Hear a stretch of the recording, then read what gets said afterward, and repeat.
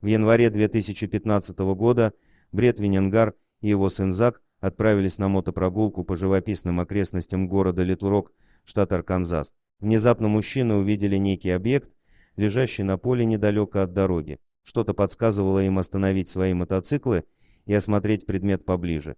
В траве Бред и Зак увидели переноску для животных. В некоторых местах она была разодрана, как будто кто-то внутри отчаянно пытался вырваться наружу. Байкеры не были готовы к тому, что обнаружили внутри переноски через мгновение. Одним погожим зимним днем в январе 2015 года Бред Вененгар и его сын сели на свои мотоциклы и выехали на большую дорогу. Проезжая мимо сельской местности к востоку от Литл-Рок, штат Арканзас, они увидели клетку, лежащую в траве у дороги. Что-то заставило их остановиться и осмотреть клетку. Назовите это судьбой или простой интуицией, но байкеры решили изучить подозрительный предмет. То, что оказалось внутри, вызвало у мужчин настоящий шок. Бред и Зак заметили, что верхняя часть переноски была сильно повреждена. Было очевидно, что кто-то или что-то в клетке отчаянно пытался вырваться. Отец и сын открыли коробку, выпустив на свободу большую черную собаку, которая была невероятно худой. В клетке было много фекалий,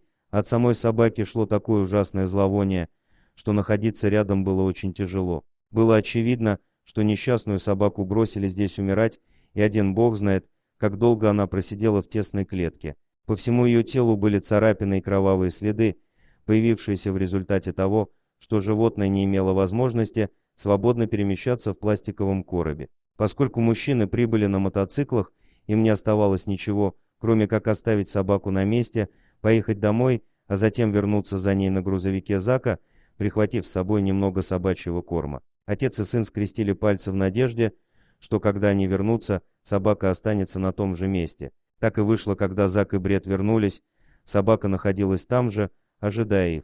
«Я боялся, что мы опоздаем», — написал Бред в своей публикации на Facebook. Но потом я услышал слабое рычание и подумал, если у тебя хватает сил, чтобы рычать, значит их хватит на то, чтобы выжить. Отец и сын осторожно поместили собаку на заднем месте машины и поехали домой. Они дали собаке кличку Чарли Браво в честь модели мотоцикла Honda, на которой ехали в тот роковой день. После столь необходимых водных процедур Чарли отвезли к ветеринару. Когти Чарли так сильно отросли, что начали врастать в лапы собаки. Это причиняло ей так много боли, что она едва могла ходить. Ветеринар определил, что Чарли было около 8 месяцев. Сначала Бред не собирался оставлять Чарли у себя, так как у него уже было несколько собак дома. Но когда Чарли поправилась и приобрела должный вид, Бред и его семья просто влюбились в эту замечательную собаку. Теперь они уже просто не могли представить свою жизнь без Чарли. История спасения Чарли оставила неизгладимый след не только в ее жизни, пишет Бред.